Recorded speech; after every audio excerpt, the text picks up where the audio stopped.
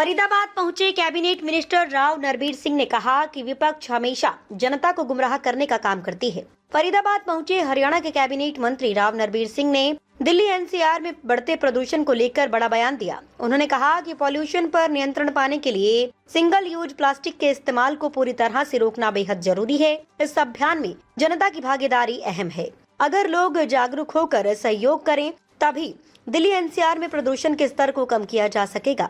बुजुर्गों की पेंशन में कटौती के मुद्दे पर उन्होंने कहा कि सरकार इस मामले पर दोबारा विचार कर रही है। यदि किसी प्रकार के संशोधन की आवश्यकता होगी तो सरकार उसमें बदलाव कर संशोधित प्रस्ताव पेश करेगी। विपक्ष पर निशाना साधते हुए राव नरवीर ने कहा कि विपक्षी दल लोगों को गुमराह करने का काम करते हैं, जबकि भारतीय जनता पार्टी जो भी कानून लाती है वे जनता के हित को ध्यान में रखकर लाती है। उन्होंने कहा कि यदि किसी कानून में लोगों को कोई आपत्ति होती है तो उसमें संशोधन भी किया जाता है, लेकिन विपक्ष केवल भ्रम फैलाने की राजनीति करता है। राहुल गांधी को लेकर पूछे गए सवाल पर उन्होंने कहा कि राहुल गांधी विपक्ष के नेता बने रहते हैं तो इससे उनका ही फायदा है। हम संपन्न लोग हो जाए, संपन्नता के साथ साथ हमें अपनी सभ्यता और संस्कृति का भी ध्यान रखना है कि हम पश्चिमी सभ्यता के अहंकार में न आए। हम अपनी मूलभूत संस्कृति जो भारतवर्ष की संस्कृति रही है वो भी रखें, अपने देश को स्वच्छ और समस्त रखें, वो विकसित राष्ट्र हो तो समझता के आधार पर रहती है। मैं पर्यावरण मंत्री भी हूँ और ये हमारा दुर्भाग्य है कि जिस इलाके में हम रहते हैं वो सबसे ज्यादा पॉल्यूटेड है। एक ही वायु कभी बारिश बहुत तेज हो जाए तो 100 से नीचे आता, पर अमूमन 200 से 500 तक रहता है। साथियों, अकेला पर्यावरण विभाग इसको खत्म नहीं कर सकता। सरकार इसमें सहयोग कर सकती है, सरकार इसमें कानून बना सकती है। मेरा अपना एक पर्यावरण मंत्री के नाते आकलन है कि जो प्रदूषण है ये सबसे ज्यादा पोल्यूशन जो होता है वो पॉलीथीन के बैग से होता है। सभी क्लास के लिए या अपर क्लास के लिए नहीं, सभी क्लास के लिए ये अच्छा बजट है। राहुल गांधी को लेकर किस तरह के देखते हो? कभी लगातार अविश्वास प्रस्ताव की बात हो या फिर उनके बयानों की बात राहुल गांधी एलओपी के लीडर बने रहे, मेरी तरफ से उनको बहुत बहुत शुभकामनाएं। काम नहीं हो पा रहा है सर, संसद में इससे ज्यादा मैं कुछ नहीं कह सकता। वॉकआउट कर संसद जाते में हैं, काम नहीं करने दे रहे, बस वो बने रहे।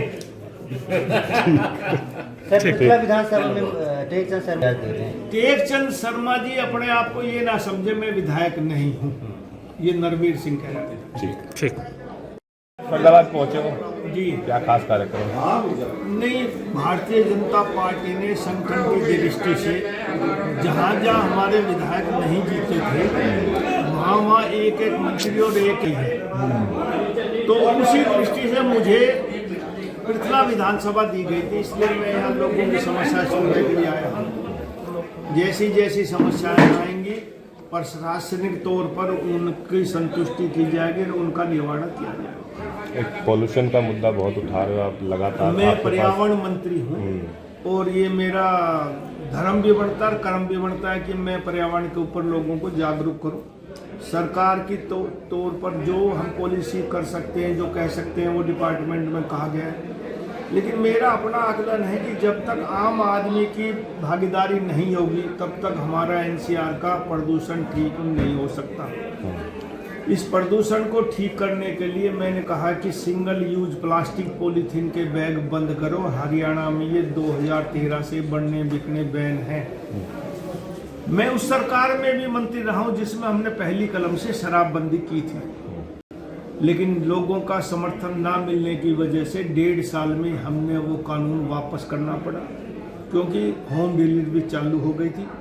रेवेन्यू का सरकार को नुकसान हो रहा था, फायदा कुछ हुआ नहीं, तो इसलिए रेवेन्यू का भी नुकसान क्यों किया जाए। तो मैंने कहा इस पॉलीथीन का बंद करने में भी जब तक लोगों का समर्थन नहीं मिलेगा तब तक ये बंद नहीं हो सकता। इसलिए लोगों से अपील करता हूँ कि आप लोग अपने घर में ना लेके आएंगे तो बनना बिकना भी बैन हो जाएगा।